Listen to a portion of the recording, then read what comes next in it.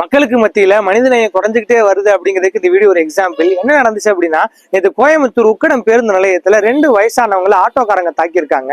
அவங்க என்ன சொல்றாங்கன்னா, பேரம் பேசுறதுல வாக்குவாதம் ஏற்பட்டுச்சு, அதனால அந்த ஆட்டோக்காரங்க அந்த வயதானவங்களை தாக்குனாங்க அப்படின்னு சொல்லி ஒரு வீடியோ சோசியல் மீடியா ரொம்பவும் பரவலா பேசப்பட்டுச்சு. ஆனா இன்னைக்கு அந்த ஆட்டோ டிரைவர் வீடியோ வெளியிட்டு இருக்காரு. அதுக்கு முந்தைய இரவு அந்த 2 வயசானவங்களும் சண்டை போட்டுக்கிட்டு இருந்தாங்க.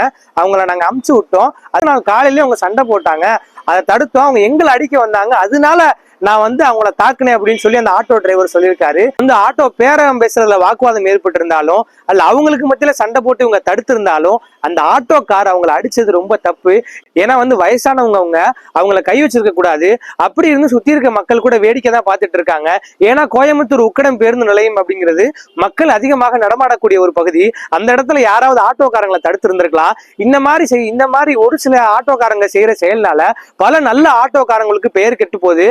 காலகட்டத்துல யாரா இருந்தாலும் சரி, அன்போட இருப்போம், சகோதரத்தோட இருப்போம், மனிதநேயத்தோட இருப்போம். நன்றி.